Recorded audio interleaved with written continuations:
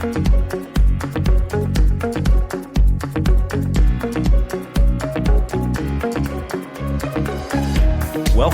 to the Perspectives with Catherine Toon podcast.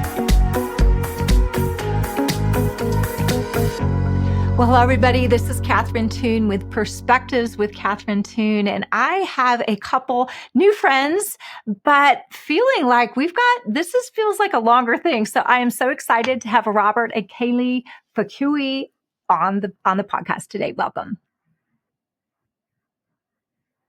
Thanks, Thank Catherine. you so much, Catherine. We're so excited to be here with you. Yeah. We were chatting about, well, actually several things, but one of the things that we were chatting about is something that's so near and dear to your heart. Now, you both are entrepreneurs and have excelled in that, but you also have a revelation of balancing your entrepreneurial calling, your ministerial calling, whatever that is, with family. So we're not sacrificing family on the altar of whatever we're doing vocationally. And you wrote a book, Thriving in Tandem. So tell us about that, and tell us about where, I don't know, how you grabbed a hold of this, what the backstory behind it. This is great stuff.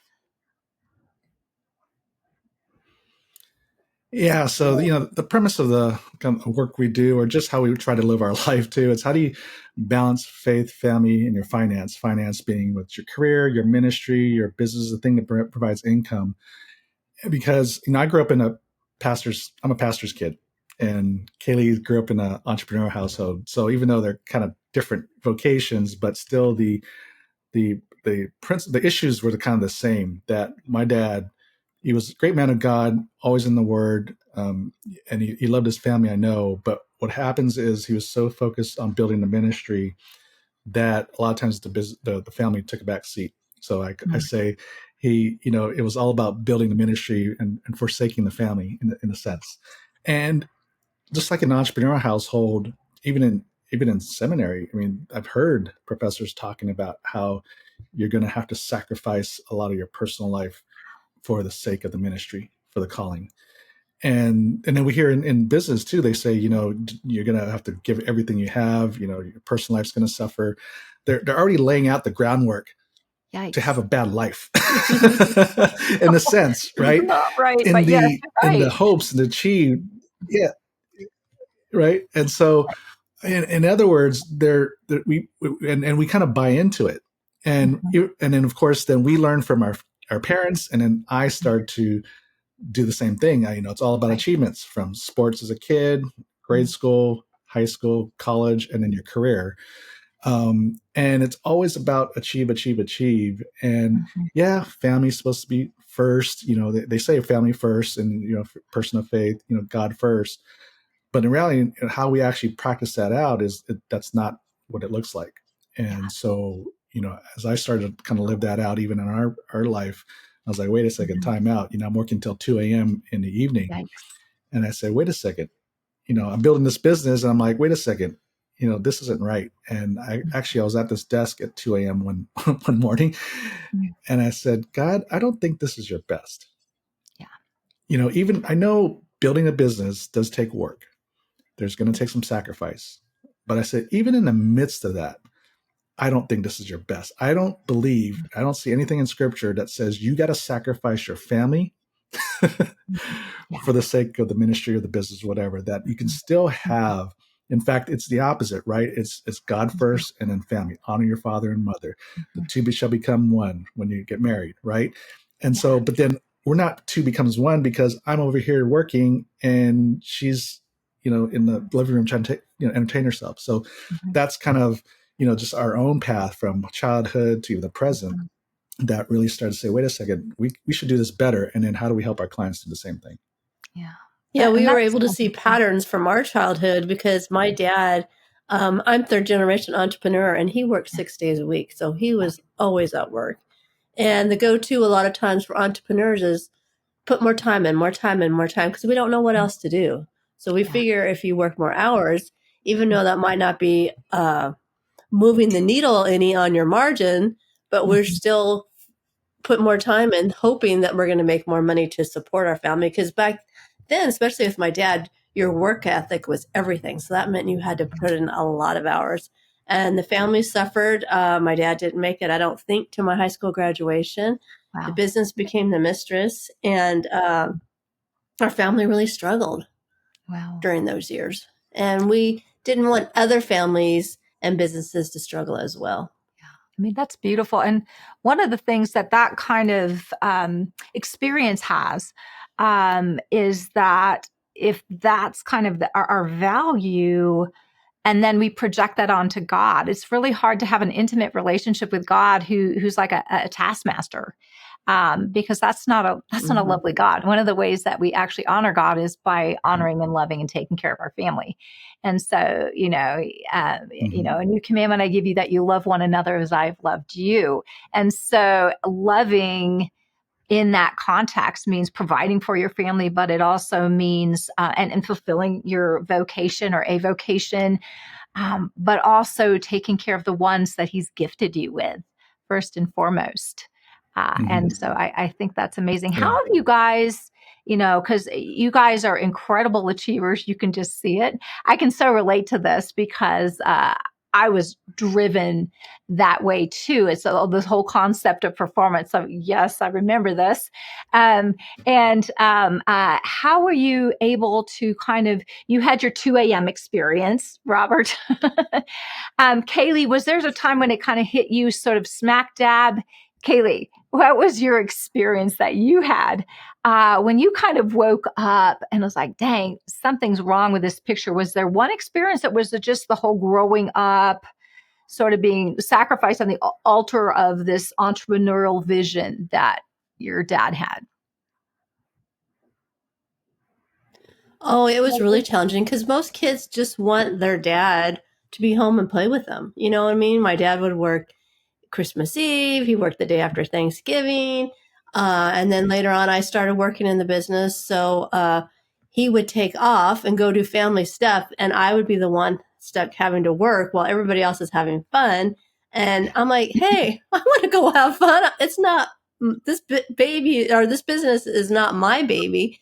And I don't want to have all this responsibility at such a young age. So it was really challenging. And I think that also plays into years later. He always said I was going to take it over, but it never ended up happening. And it caused a lot of conflict between the business, caused a lot of conflict between myself and my dad, because I resented it. It was like the business became the mistress kind of like thing. It was a competition. Yeah. That's so painful. That's so painful. And you, Robert, with your dad and ministry, and that was so very much par for the course. Particularly in particular generations, that this was just par for the course. You're sacrificing Isaac on the altar of ministry, and it presents a God that is like, who wants to follow that? I mean, seriously. So how did you guys sort of walked away from these experiences and this, like, there's something wrong here? And how did you start to walk this out and apply it in a way that was realistic? Yeah. So, because as you're kind of alluding to, probably, I think my theory, I haven't done a whole lot of research on this, just anecdotally and knowing other pastors' kids. One of the reasons why pastors' kids kind of get that reputation of rebellious and all that, I really believe it's because they're being sacrificed for the sake of the ministry. And you're like, as Kaylee's saying, we just want our parents. We want our dad. We don't want pastor. We don't want Pastor Fukui. We want Dad Fukui. And we don't get that. And so when you don't get that, you're going to act out because you need attention, and any attention is good attention. so that's what I really believe. A lot of why you see a lot of these rebellious PKs is a lot about what's going on at home, and we don't have a home, right? And so for me too, I was like thinking I'd never want to be a pastor, and it wasn't just it was part of the lifestyle we're living. You're sacrificing the family. but I also saw just kind of how tough ministry was. So I even just looking back, I don't have any resentment at my dad by any stretch of imagination. He was a great man of God. He loved God. He loved people. He loved us. It's just he didn't know how to do it any better. He just didn't know how to do it any different. And especially as a pastor, there's a whole lot of expectations, unrealistic expectations put on by man. And so I think there's just a lot of stress that pastors and people in ministry just go under. So I get that. So that's why I have no resentment. I'm just saying there's an issue here we need to address, right? And so I remember even speaking to a group of pastors or startup pastors here locally, and I said, you realize people's expectations of you are much higher than God's. And yet we're striving for the pleasure of man, not God. And what does scripture say? It's God who we work for, not man. And so we got it all backwards, and we're trying to meet expectations that can't be met. And so might as well establish boundaries, but that's kind of a rabbit trail to your question. But that's when I was like really processing, okay, I don't want to be in ministry, I'm going into business. But then even as I got into business, I was even starting to repeat the past of just what my dad did. And that's when I was like, okay, how do we do this better? So it was really that aha moment, as I shared earlier, about calling to God and say, wait, this is not your best. I believe I can build, and we can build a business, but we don't have to sacrifice our relationship. And then it's how do we do it?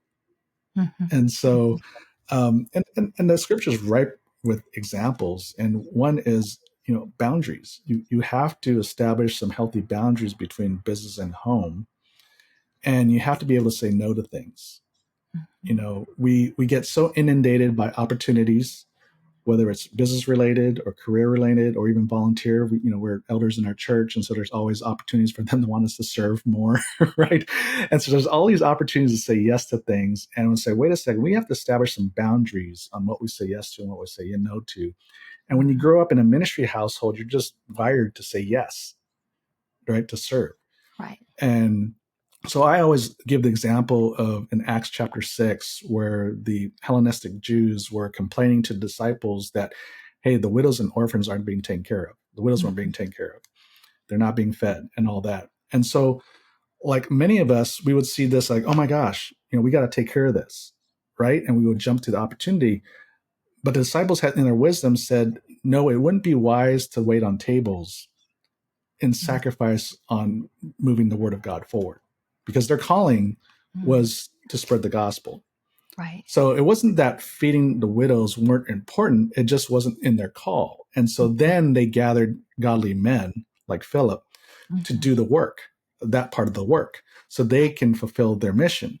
And then in the meantime, they actually raised up other leaders. I think Philip was the first martyr. And so, when we say yes to too many things that's not fits in our call, what happens is not only is it not healthy for me, it's not healthy for the people we're trying to serve, but also we're preventing God to raise up the next group of leaders. And so that's, kind of a long-winded answer to your question, I think. And hopefully I answered it. But no, I think that's brilliant. And I'm also thinking of Moses, right? When he was like stretched, and, this is obviously still under the law of Moses and not even under grace, but, and then his just in wisdom, his workload was way too much. And so he just raised up people, right, to take things over, because the thing is, you can't say yes. You can't give a godly yes if you can't give a godly no. And so everything in Christ may be yes and amen, but not everything that is out there for us to do is ours to do. And so I love the way that you're talking, that we're really needing to weigh out what is mine to do and what is mine not to do, or what is this a good thing for someone else to do, and that God is not hard up at finding, who's ever that space. And when we're in a space we're not supposed to be, we're not able to, we're actually depriving someone else of what they're supposed to be doing. Yeah. So I think there's just such freedom in that, rather than feeling obligated.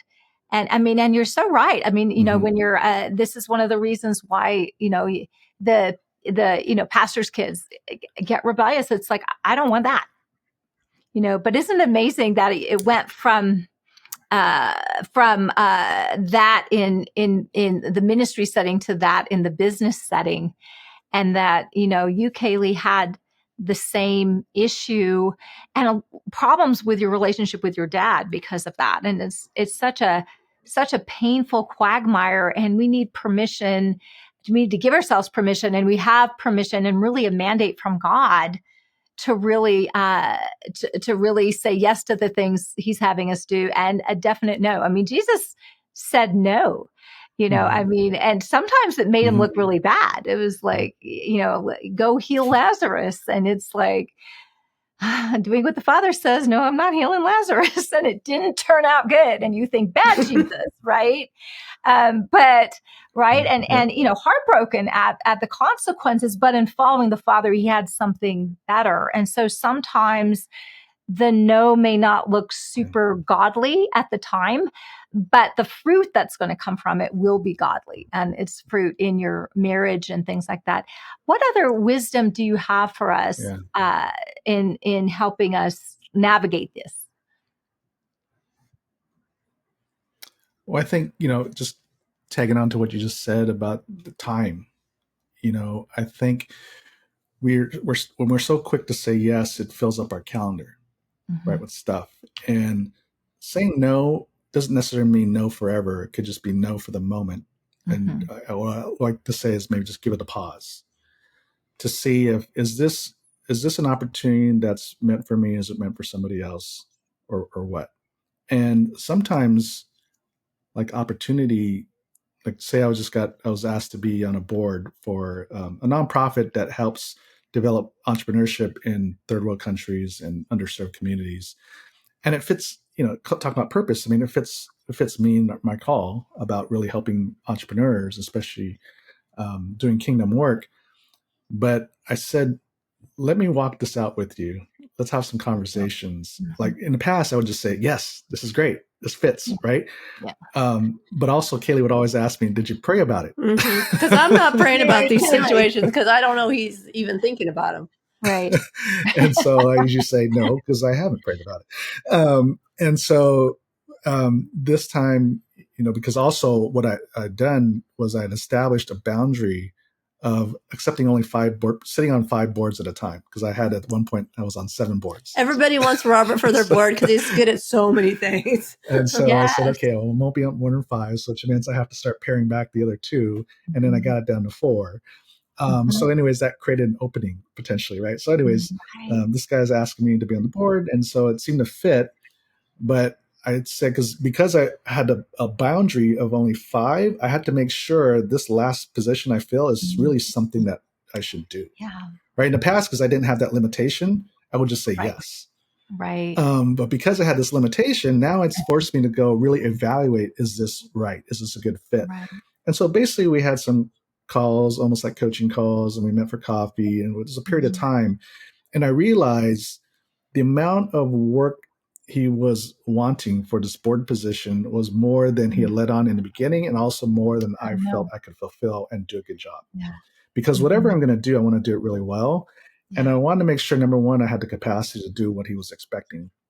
And that time period, that saying no, that pause, that time period helped me vet it out and realize, oh, this is more than I realized, or you actually made it sound to be. And I don't think it's a good fit. And then what happened was, and then several months later, 6 months later, an opportunity came up to be on the board for the U.S. Christian Chamber of Commerce, which really fit. And also the people that are already on that board were people I wanted to be at that table. Nice. And I was like, oh, this is an awesome opportunity. It's not just about being a board position, but it's about relationships with these other kingdom business people that were doing it and doing it really well. And I was like, oh my gosh, I want to be at that seat. And it was interesting when I presented this opportunity to Kaylee and I told her who was on the board. She says, oh, you need to be on that. And she didn't even ask me, did you pray about it?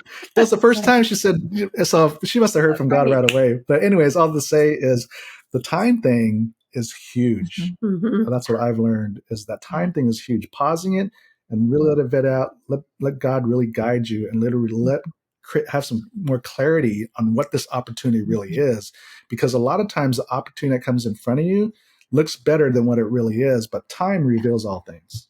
Yeah, because sometimes we just want to jump on something right away and give an answer without letting things kind of see if it's going to shake out. Because a lot of times things shake out and you're like, oh, you know what? I don't really think that was meant to be. Or sometimes it could be timing.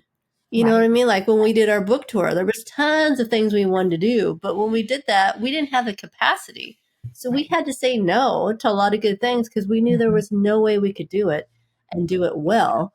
And so it just depends what season you're in. Yeah, and that's so good. And I love that too. And one thing you brought up, Robert, that I think, and I don't know if you intended to bring this out, but part of this is like when we're trying to mine what God is wanting to do, a lot of it depends on if there's a desire in our heart, like if something leaps inside you, because God planted those desires in there and you just love these people, you love this relationship, and it had a zing on it. Even if you didn't say, thus saith the Lord, be on this board, right? It had that zing on it, which was beautiful, that resonated with Kaylee. And that's also something that's actually valuable, because God wants us to enjoy our lives and he places those desires in us. And so when we're operating in that intimacy with him, we're also connected with our own heart. He'll speak to what, to the desires of our hearts, many times as well. So that's not a non thing. If it has that much life in it. I mean, I love that. I love, what was fun is it was just, you were talking about it and you were excited. I think that's great. It's like, I love the decision that I made. And also we were on the same page. I think the other thing is unity in decision, right? Yes. Two becomes one. And a lot of times we're going to make a decision, even if our spouse doesn't quite agree with it, right? Because we think it's a great thing. Yeah. But what I've learned, even when, especially dealing with money and all that, I mean, one of the things I want to tag on to what you kind of talked about was the unity in our decision-making. It wasn't just that decision to be on that board really fit me. And I was excited as you're sharing, right? But also when I presented to Kaylee, she was in unity with the decision. And there's too many times when I've made a decision because like I'm an analytical person. So there was a real estate deal. I ran the numbers. It made sense. This is going to be great. She didn't have a good feeling about it. And I can't prove the feeling because I don't have any evidence. And so, of course, I kind of discard it. I discount it because, well, okay, I've done research, right? And she just had a feeling. And so I go ahead and do it. And it costs us 6 figures, right? And losses. And that was just one example. So the good story is that we've made more good decisions than bad, but also all their decisions that are good, or we were unified in that decision.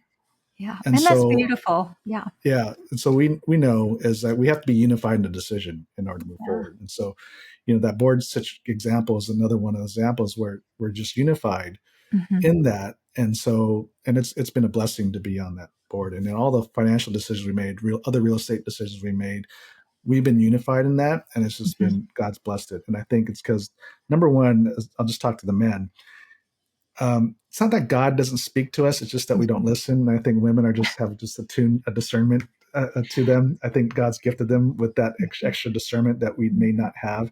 And I think a lot of it is just they're more in tune with their feelings. And so I've learned to really trust her feelings because it seems to work. So anyways, and I've learned the hard way. In the past, it could cause conflict because, Robert wants to make a decision right now. And I'm like, you know what? I need a little time to think about this. And he's like, okay, well, how much time are you going to need? Because I need to get back with them. And then if I feel like I have to come up with an answer, especially if it's a big decision, like right away, you got 5 minutes to decide.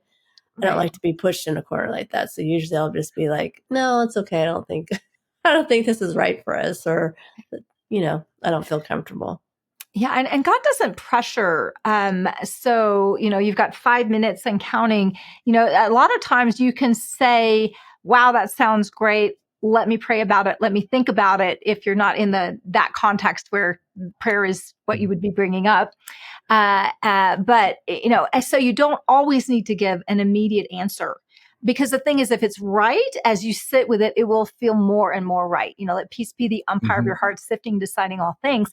And that is kind of where more that intuitive, like I'm just sensing it. I don't know why, but this is not a thing. And that is worth, not the stupidest decisions I've made in my life have been when I violated that internal peace.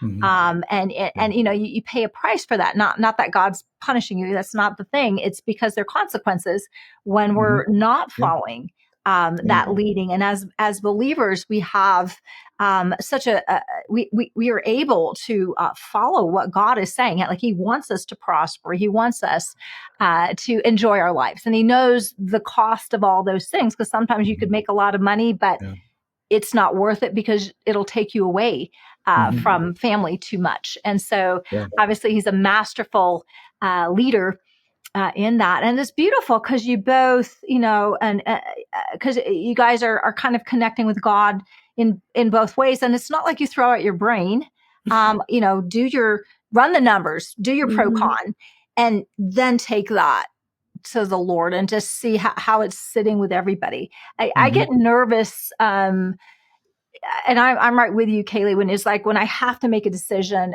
if I'm going to be pressed, I'll probably say no. Just because that is not how God leads. And if someone has kind of an agenda or something, you got to wonder like how that's flowing. But there's a lot of wisdom in being able to give it some time.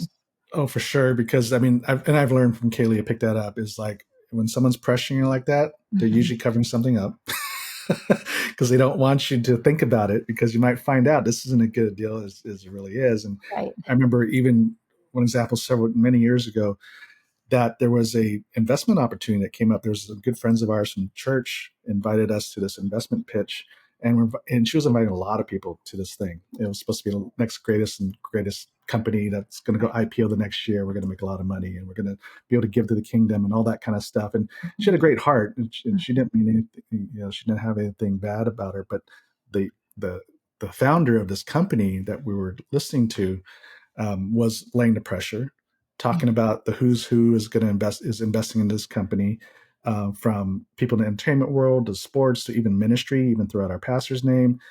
And when I would ever ask him a business question, like, about, okay, this is still an investment. How is it going to provide a return? What's the business model? X, Y, and Z. He would never really answer it. He would kind of skate around it. And he would even almost like demean me because of my questions. Like I didn't know what I was talking about. And I'm just sitting there like, okay, you want me to put down, $50,000 and all that. And I was even asking, when do we get the disclosures and the risk? And he says, oh, you don't get that till after you invest. Basically, I'm paraphrasing, but that's essentially what it was. And I'm like, so you want me to put up the money first, and then you're going to give me the disclosures and the risks. Right. And so all that to say is, we were both like, okay, this guy's crazy. And he's just pressuring you. We got till 1 month to get the money in, and then you can take your retirement out and give it to him. And I'm like, we're going to go IPO next year, and you're going to make all this money and all that stuff. So, anyways, we told our friends, it's like, hey, we're not going to invest because of this. There's too many red flags, and one, we wanted to warn them, but at least people did invest into it. The guy left town, and. So I say this because it even happens in the Christian circle, even people that have good intentions. So our friends had good intentions, but our discernment and just our ability, and also some experience in this investment world, I was like, this is crazy. And people are jumping in because of the pressure, the time pressure, and because of providing a return, right? A big return. And so you gotta, even if you're invited into these situations, these opportunities by people that have good intentions, you still got to do your due diligence and still got to listen to God, because too many people were just trusting and just went in and they lost everything. Several years later, a gal from church came up to me and says, hey, did you warn so-and-so that this wasn't a good investment? I said, yes. And he said, oh, the guy left town. We can't find him. And, our money's gone, and just, tens of thousands of dollars, not some invested six figures. So all that to say is the pressure thing, the time thing, it's just a huge red flag. You got to take it, God, even if it's coming from, a source that you trust. you still got to do your due diligence and take it to God at the end. Yeah. And that's so true. I mean, you'll know them by their fruit and good intentions.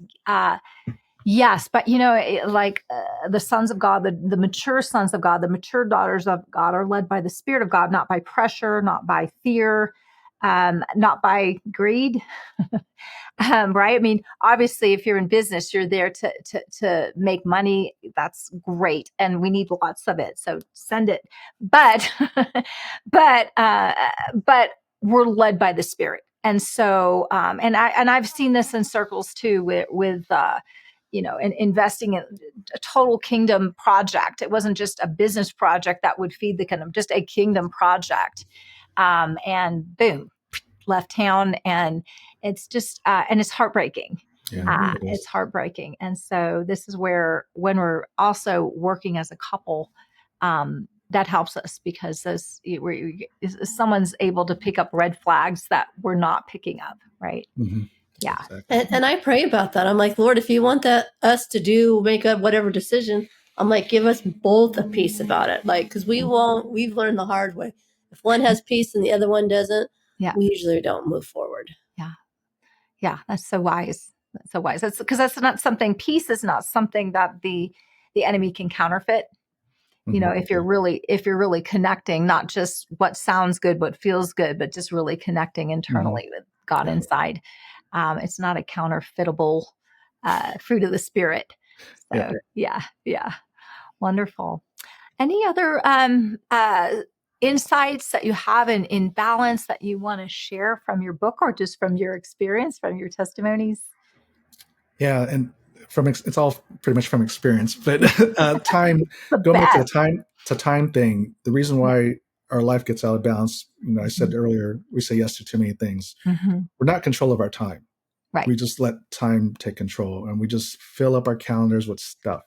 Right. And so really, if you really want to have a life of balance, number one is you start to just look at your calendar and go, what are your priorities? And it's reflected in your calendar.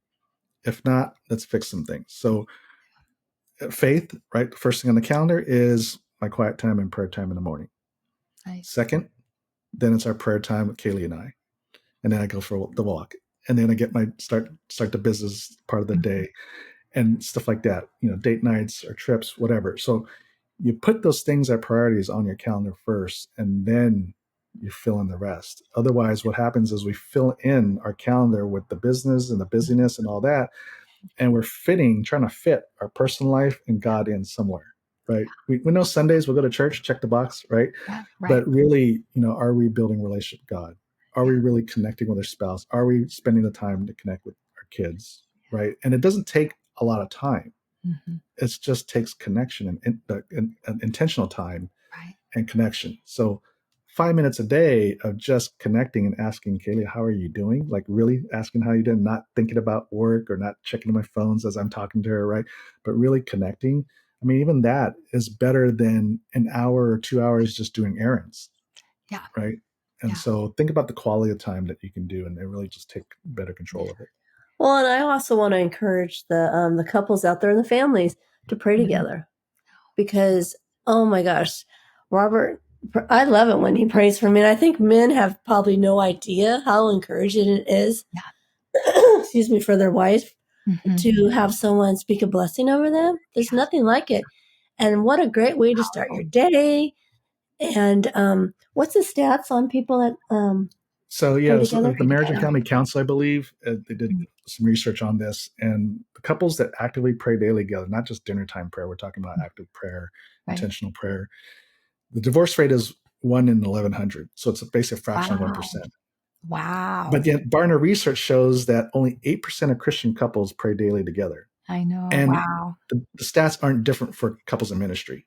Yeah. In fact, I don't recall seeing my parents pray together outside of the dinner table. Wow. And so I'm like, interesting, is that the church, the Bible, God has all the answers, and it's very simple to do. And it doesn't take a lot of time. It's not like you have to spend 8 hours a day praying for each other. Yeah. But when we brought this up for couples at church, like we say, hey, do you pray daily together? Oh, we're in different schedules and this, that. I mean, there's so many like justifications why they can't. Right. And I'm like, We don't have time. You think like we're asking for the firstborn or something. Like God is like, it's just right. prayer. Right. You can't do that one thing that'll bulletproof your marriage. That's so good. But so you see why the divorce rate is almost the same in the church as outside, because we're not even practice what we preach. Yeah. We don't practice. We don't do the actual answers that God has given us. It's right there. It's simple to do. It won't hurt. It's only going to help. I say go to bed 5 minutes earlier, get up 5 minutes earlier in the morning, and spend 5 minutes praying. Yeah, and that's great. And when you can make it like a 5-minute thing, it's like, yeah, I can do that. If we make it like 20, 30 minutes, it's like, we're tanking. But 5 minutes, and that to make. But what's beautiful is that 5 minutes, early morning, 5 minutes in the evening, consistently over time. What does that do in the bonding? Because I love what you said, Kaylee, that, it's like when Robert prays for me, I don't think he realizes how much impact it makes, because I feel covered. I feel protected. I feel taken care of. I feel seen. 5 minutes. Way to go, Robert. Right.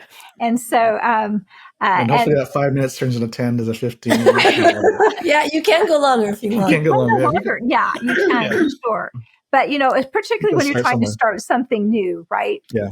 And even secular research kind of backs something of this up. John and Julie Gottman, which are huge in the marriage family space, they say that at the minimum of 5 minutes a day of connection time as husband and wife will pretty much bulletproof your marriage. Yeah. And so even they say it doesn't take time. It's just the intention and the love and connection behind it. And being present. Yeah. That's so good. And I mean, when you intentionally seek connection, that says something versus a check the box, right? So, and I love that. And you're talking about connection, not just engagement, right? And that can look like, whatever that looks like for each individual couple. But I think every couple can find their stride with, with that goal in mind. That's beautiful. Yeah. I love that. Other things that you want to share from the book or your life experience? This has been great. Yeah. I think instead of, we're in a constant strive of doing, whether it's in ministry or business or even your career, it's all about doing more. And of course, that's why our life gets crazy.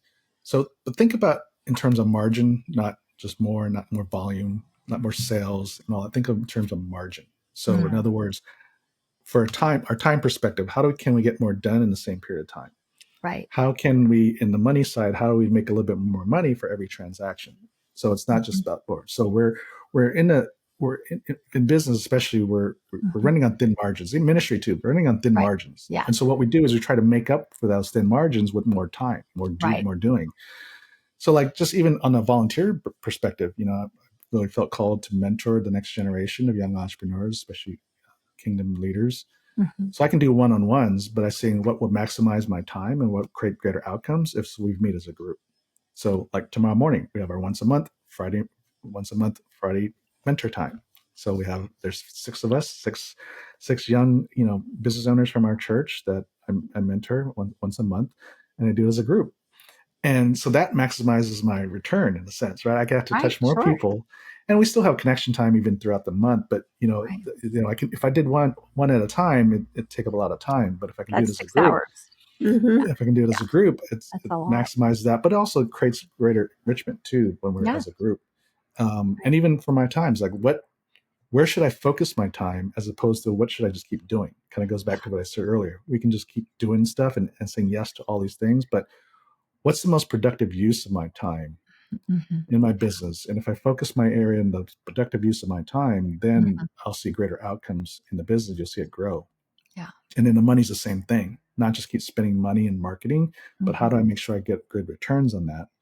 Not just keep putting more money into it. So all to say is margin, getting the mindset of margin, not volume is healthier, because then you'll get greater outcomes and you'll get the time to be able to really invest into the things that are most important, your priorities.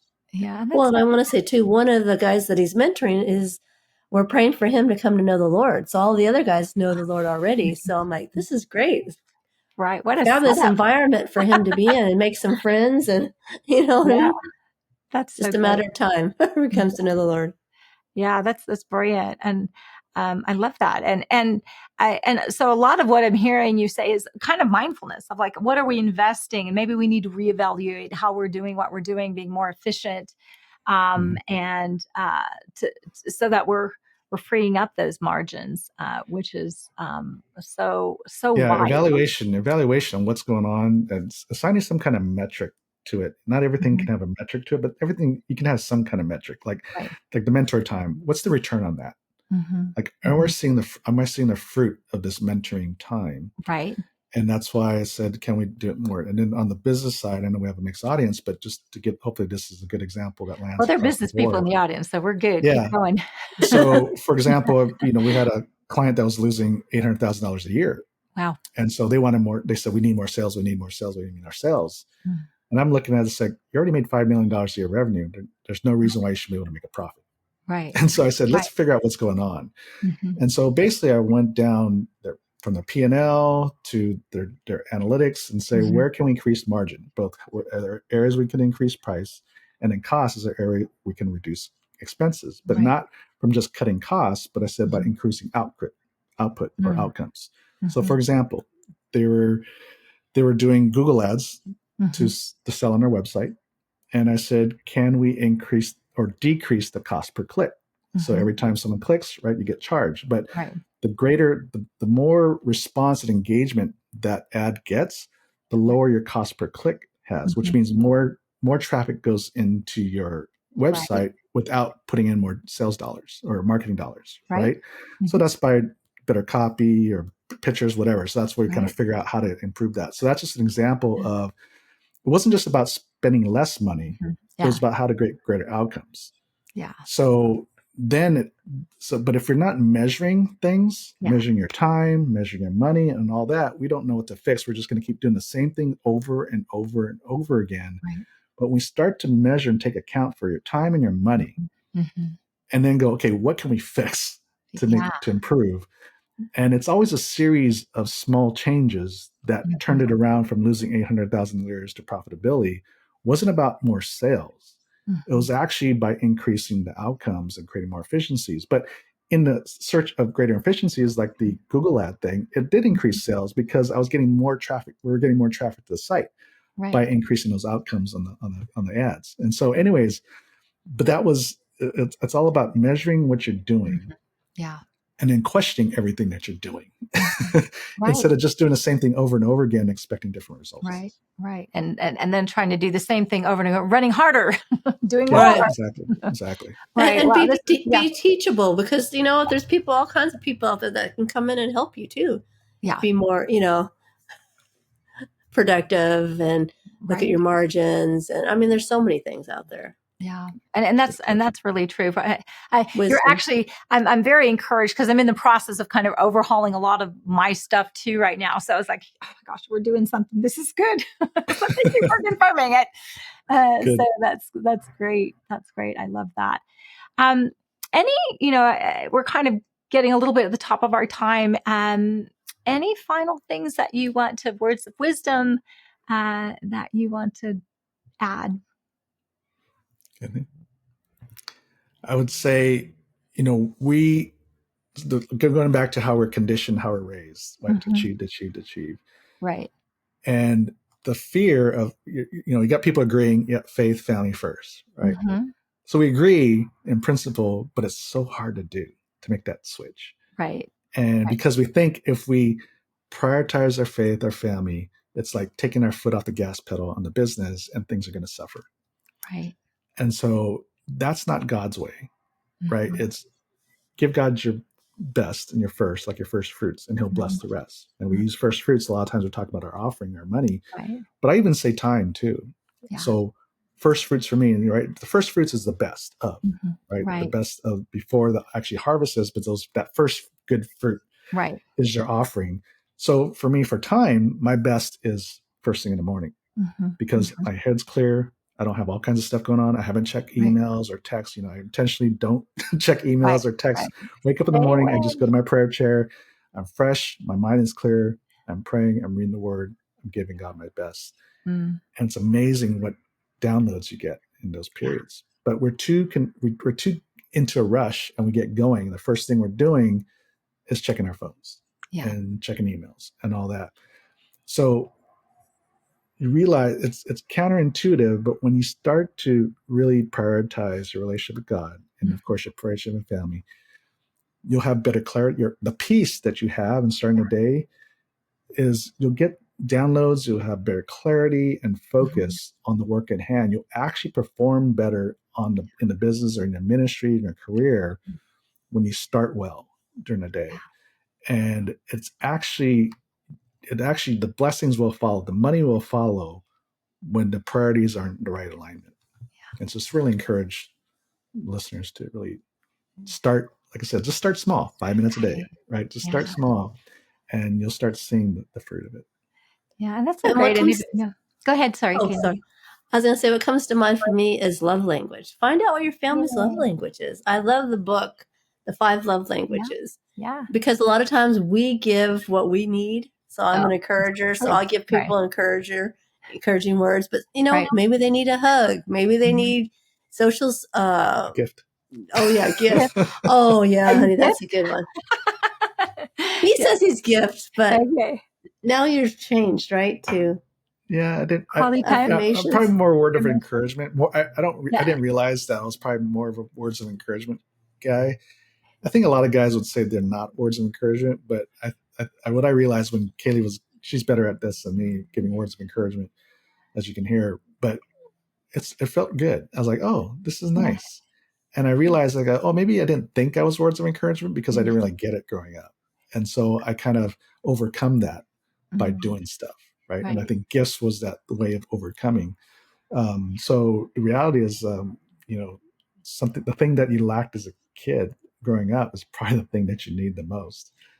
So sometimes what you think you need or what you think your love language is may not necessarily be that. And I know even other guys have said, oh yeah, I think words of encouragement might be better for me than I love that. And as you kind of heal and grow and recover maybe from, past things and maybe from our performance mindsets and all of that, we can receive in other languages. But that's so wise, because we really, you think about it, is the love I'm investing, the love that is, what's the return on investment? How loved is my spouse feeling? How loved are my children feeling? Because if I'm loving in gifts and their words of affirmation, I'm piling them up and they just are starving. All the ways in the 5 love languages are good. So that's great. But that's also intimacy with your spouse, intimacy with your family, kind of knowing how they tick. And that's brilliant. And that's fulfilling the highest command that God gave us. Right. Absolutely. So that's brilliant. I love that you brought that up. And I get that every morning, because when we pray, he gives me words of affirmation. So I love it. And then the other thing is the most romantic, or one of the most romantic things, is when Robert takes out the trash. Come on. And I know men, they're like, what? Yes. And then other women are like, oh yeah, I would love that too. I'm like, that's so romantic.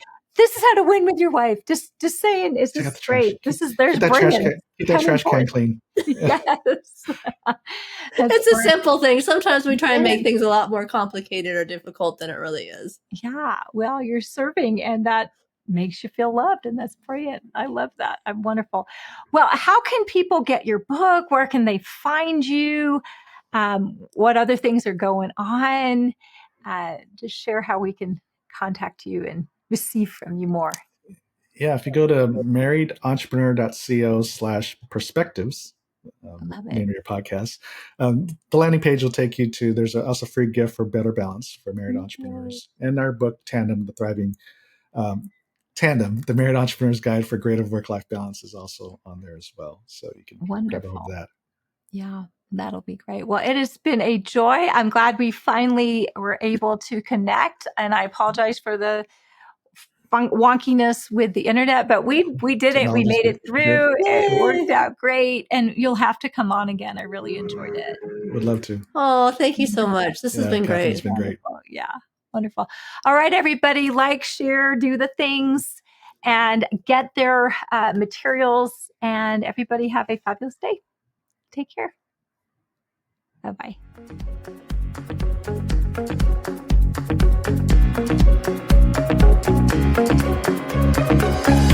Thanks for joining us on this episode of Perspectives with Catherine Toon. For additional information and resources, please visit catherinetoon.com.